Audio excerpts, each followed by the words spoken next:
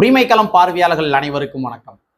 இன்னைக்கான அரசியல் களத்துல எது சம்பந்தமாக விவாதிக்க போறோம் அப்படின்னா, உங்களால் தெரிஞ்ச விஷயம் தான். இன்னைக்கு சமூக வலைத்தளங்கள் எல்லா இடங்கள்லையுமே ரொம்ப ஆக்கிரமிப்பு செய்திருக்கின்ற ஒரு செய்தி என்னவென்றால், இன்றைக்கு கரூர் ஸ்டாம்பீட் சம்பந்தமாக உச்சநீதிமன்றம் கொடுத்த ஒரு தீர்ப்பு. இதுதான் சமூக வலைத்தளங்கள்ல எங்கிட்டு பார்த்தாலுமே பயங்கரமான விவாத பொருளா வந்து இருக்குது. ஸோ இந்த தீர்ப்பு சம்பந்தமாகத்தான் நம்ம டீகோடிங் பண்ண போறோமா அப்படின்னு கேட்டோம்னா அதை நம்ம பேச போறது கிடையாது. இந்த உச்சநீதிமன்றத்தினுடைய தீர்ப்பை மையப்படுத்தி பல்வேறு வகையான உண்மைகளும் சரி, பல்வேறு வகையான உருட்டுகளும் சரி தற்பொழுது வெளிவந்து கொண்டிருக்கின்றது. ஸோ அந்த உண்மைகள் என்ன, அந்த உருட்டுகள் என்ன அப்படின்றதான் இந்த காணொலியில கொஞ்சம் டீட்டெயிலா பார்க்க போறோம். நண்பர் அனைவருக்கும் இளம்பெருவழுதியின் இனிய வணக்கம். நாங்க படி வந்து பார்த்துட்டோம். இனி ஜென்மத்துக்கும் எங்களால குனிய முடியாது. அதனால நாங்க சண்டை போட போறோம். உச்சநீதிமன்றம் வழங்கிய இந்த தீர்ப்பு சம்பந்தமாக வெளிவந்த உண்மைகள் என்ன, உருட்டுகள் என்ன என்பதனை பார்ப்பதற்கு முன்னாடி முதல்ல நம்மளுடைய பார்வையின் அடிப்படையில் ஒரு சில விடயங்களை நம்ம பதிவு பண்ணிடுவோம்.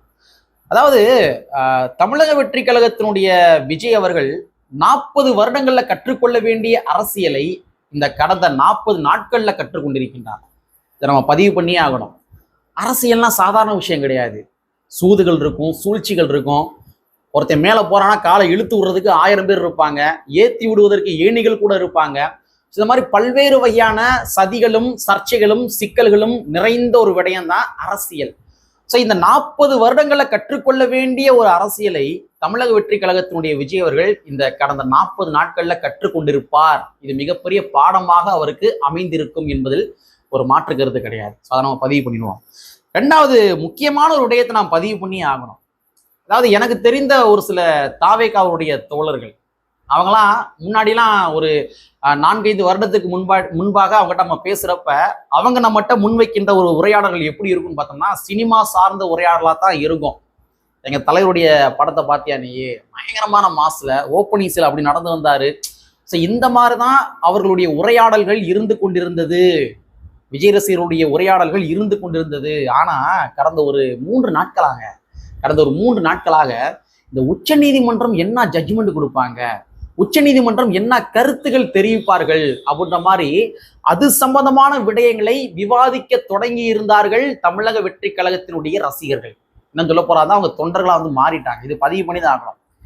மக்களே, ஒரு மிகப்பெரிய ஒரு மேன் பவருங்க விஜய்கிட்ட இருக்கிற ஒரு மிகப்பெரிய மேன் பவர், இளைஞர்கள் என்று சொல்லப்படுகின்ற மேன் பவர். அந்த இளைஞர்கள் அவங்க வந்து ஓப்பனிங் ஷோ வந்து போறது, ஆட்டம் பாட்டம் கொண்டாட்டம், தாரத்தப்பட்ட பாலாபிஷேகம், தேனாபிஷேகம், பீராபிஷேகம், ஸோ இந்த மாதிரி கேளிக்கை நிகழ்ச்சிகளில் ஈடுபட்டு கொண்டிருந்த அந்த மிகப்பெரிய ஒரு மேன் பவர், மனித வளம் இன்னைக்கு அரசியல் பேசுறாங்க பார்த்தீங்களா.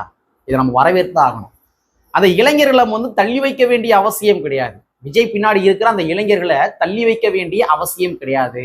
அவர்களுக்கு வேறு ஒரு சாயத்தை பூச வேண்டிய அவசியம் நமக்கு கிடையாது. அந்த இளைஞர்களை முடிந்தால் அம்பேத்கரிய சிந்தனைக்குள் கொண்டு வர பார்க்கணும், பெரியாரிய சிந்தனைக்குள் கொண்டு வர பார்க்கணும்.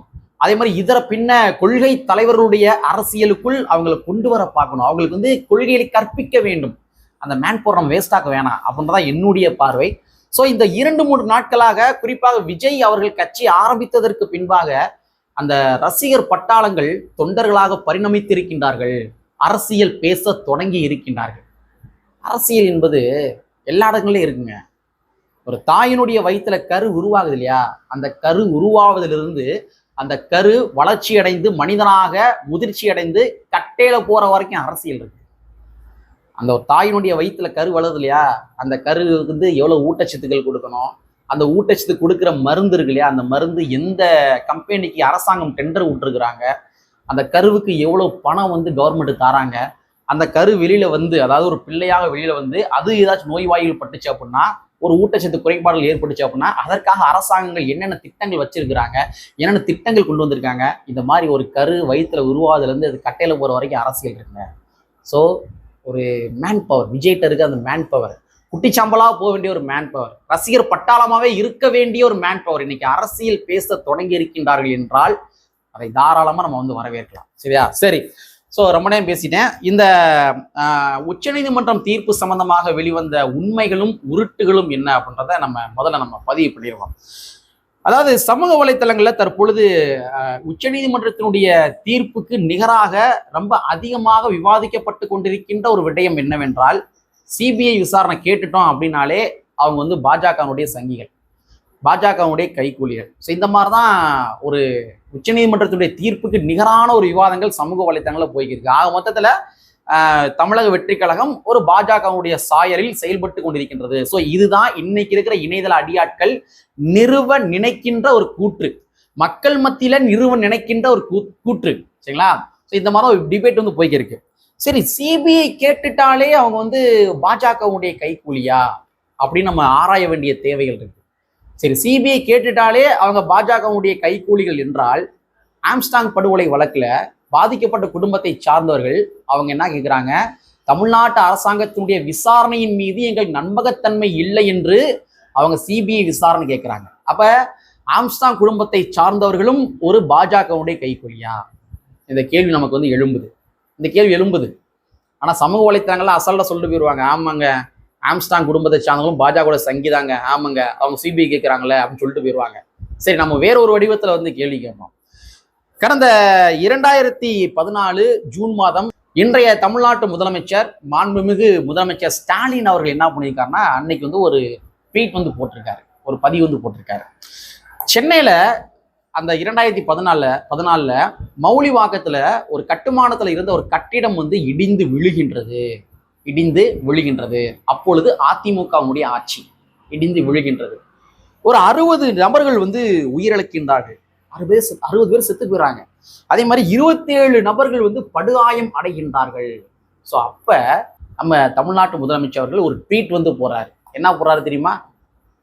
சிபிஐ விசாரணை தேவைன்னு சொல்லி போறாரு. சிபிஐ விசாரணைன்னு கேட்கிறாரு. அப்ப 2014 இந்த மௌலிவாக்க கட்டடத்துல சிபிஐ விசாரணை கேட்டார் நம்ம முதலமைச்சர் அவர்கள். அப்ப இன்னைக்கு சிபிஐ விசாரணை கேட்டுட்டாலே சங்கின்னு சொல்லி முத்திர குத்துறீங்களே, அப்ப இந்த விடயத்தை நம்ம எப்படி எடுத்துக்கொள்வது? மாண்புமிகு முதலமைச்சர் அவர்களும் கூட சிபிஐ விசாரணை கேட்டிருக்காரு. அப்ப இதை நம்ம எப்படி எடுத்துக்கொள்வது அப்படின்றத கமெண்ட் பாக்ஸ்ல நீங்களே கமெண்ட் பண்ணுங்க. அது மட்டும் கிடையாது, அதிமுகவுடைய ஆட்சி காலத்துல இந்த குட்கா ஊழல் வந்து மிகப்பெரிய ஒரு பேசு பொருளாக மாறியது. எல்லாருக்கும் நினைவு இருக்கும்னு நினைக்கிறேன். விஜயபாஸ்கர் அவர்கள் அவர் தான் இதுல ஈடுபட்டார்ன்ற மாதிரி செய்திகள். அதே மாதிரி முன்னாள் டிஜிபி ராஜேந்திரன் என்று சொல்லப்படுகிற நபர், அவரும் கூட இந்த குட்கா வழக்குல இருந்தாருன்ற மாதிரி ஒரு பேசு பொருள் வந்து போய்க்கிருந்துச்சு அதிமுக ஆட்சி காலத்துல.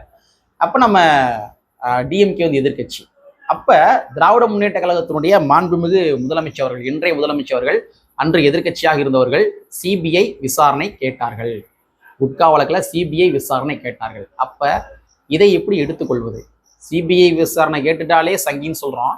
அப்ப இதை நம்ம எப்படி எடுத்துக்கிறது? அதே மாதிரி கடந்த 2020 செப்டம்பர் மாதம் 7ஆம் தேதி அப்ப நம்ம தமிழ்நாடு முதலமைச்சர்கள், இன்றைய முதலமைச்சர் அவர்கள் அதே மாதிரி ஒரு ட்வீட் போடுறாரு. அதாவது விவசாயிகளுக்கு வழங்கக்கூடிய ஒரு 60,000 பணம், 6,000 பணம். இந்த பணத்தை என்ன திட்டத்தின் அடிப்படையில் கொடுப்பாங்க அப்படின்னா, PM கிசான் சமன் நீதி என்ற திட்டத்தின் அடிப்படையில் விவசாயிகளுக்கு 6,000 ரூபாய் வந்து பணம் வந்து வழங்குவாங்க. அப்ப இதுல மிகப்பெரிய ஊழல்கள் நடைபெற்று இருக்கின்றது அப்படின்னு சொல்லி நம்ம தமிழ்நாட்டு முதலமைச்சர் அவர்கள் கடந்த 2020 செப்டம்பர் மாதம் 7ஆம் தேதி ஒரு ட்வீட் போட்டிருக்காரு. அந்த ட்வீட்ல சொல்றாரு, சிபிஐ விசாரணை தேவைன்னு சொல்றாரு. சிபிஐ விசாரணை கேட்டாலே சங்கின்னு சொல்றான். அப்ப இதனை எவ்வாறு எடுத்துக்கொள்வது? எங்களுக்கு டவுட்டா இருக்கு, இதை எப்படி எடுத்துக்கிறதுன்னு தெரியல. அதனாலதான் பார்வையாளர்கிட்ட கேட்கிறோம். அது மட்டும் கிடையாது, கடந்த 2018 அக்டோபர் மாதம் 12ஆம் தேதி அந்த தேதியில நம்ம மாண்புமிகு முதலமைச்சர் அவர்கள், இன்றைய முதலமைச்சர் அவர்கள் மு.க. ஸ்டாலின் அவர்கள் ஒரு ட்வீட் வந்து போட்டிருக்காரு. அதில் என்ன போட்டிருக்காருன்னு வாட்சி காட்டுறேன். முதல்வர் எடப்பாடி பழனிசாமி மீது இந்த 3,120 கோடி ரூபாய் டெண்டர் ஊழல் மீது மட்டும் விசாரணை நடத்தாமல், அவர் நெடுஞ்சாலைத்துறை அமைச்சராக இருந்தபோது 2011 2016 ஆட்சி காலத்தில் 2016 முதல் தற்பொழுது வரை நடைபெற்று கொண்டிருக்கும் ஊழலையும் சிபிஐ விசாரிக்க வேண்டும். எடப்பாடி பழனிசாமி அவர்களுக்கு எதிராக ஒரு ஊழல் இருக்குது, அந்த ஊழலை நீங்க வந்து விசாரணை பண்ணணும், சிபிஐ விசாரணை பண்ணணும் அப்படின்னு சொல்லி கடந்த 2018 அக்டோபர் மாதம் 12ஆம் தேதி இன்றைய முதலமைச்சர் அவர்கள் அன்று ஒரு ட்வீட் போட்டிருக்காரு.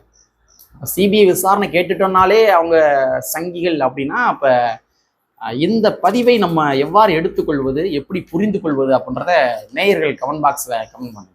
ஸோ இந்த மாதிரி பல ட்வீட்டுகள் வந்து நம்ம மாண்புமிகு முதலமைச்சர் அவர்கள் அவர் எதிர்கட்சியாக இருந்த பொழுது பதிவு போட்டிருக்காரு. அவர் எதிர்க்கட்சியாக இருந்த பொழுது பல வழக்குகள்ல இந்த மாதிரி சிபிஐ விசாரணை நம்ம மாண்புமிகு முதலமைச்சர் மு.க.ஸ்டாலின் அவர்கள் கேட்டிருக்கின்றார்.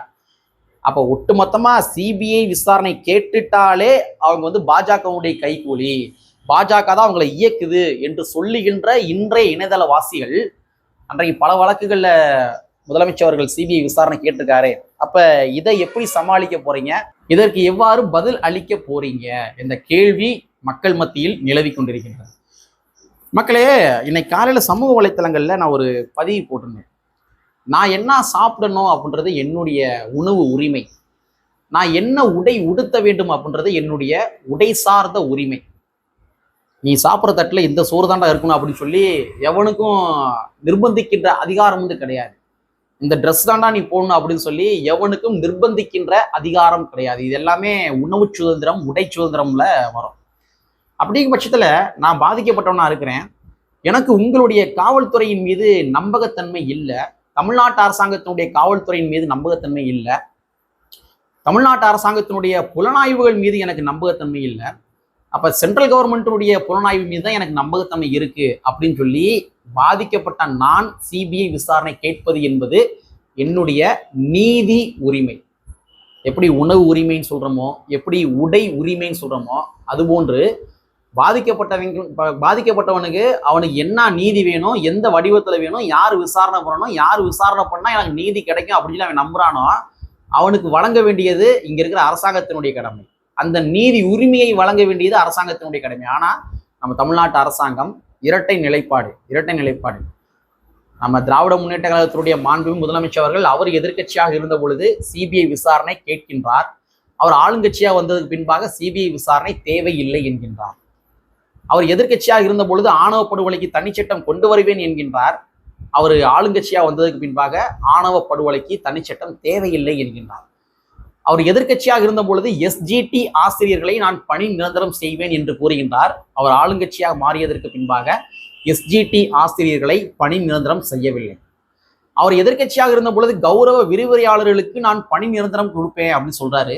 ஆனா ஆளுங்கட்சியா வந்ததற்கு பின்பாக கௌரவ விரிவுரையாளர்கள் இன்றளவும் கூட பணி நிரந்தரத்திற்காக போராட்டம் செய்து கொண்டிருக்கின்றார்கள். அவர் எதிர்க்கட்சியாக இருந்த பொழுது தூய்மை பணியாளர்களுக்கு நான் பணி நிரந்தரம் தருவேன் என்று கூறுகின்றார். அவர் ஆளுங்கட்சியாக வந்ததற்கு பின்பாக, முதலமைச்சர் பதவிக்கு வந்ததற்கு பின்பாக தூய்மை பணியாளர்களை தனியாருக்கு தாரை வார்க்கின்றார். இந்த மாதிரி பல்வேறு வகையான இரட்டை நிலைப்பாடுகள். திராவிட முன்னேற்ற கழகம் எதிர்க்கட்சியாக இருந்த பொழுது ஜிடி நாயுடு சாலை என்ற ஒரு சாலை இருந்தது. அந்த பெயர் பலகையில் அவங்க என்ன பண்ணாங்கன்னா நாயுடு என்று சொல்லப்படுகின்ற பெயரை கருப்பு மை கொண்டு அளிக்கின்றார்கள். ஆனால் இன்று ஆளுங்கட்சியாக வந்ததற்கு பின்பாக அவங்க ஜிடி நாயுடு மேம்பாலம் அப்படின்னு சொல்லி சாதி பெயருடன் கூடிய ஒரு மேம்பாலத்தை கட்டுமானம் செய்கின்றார்கள்.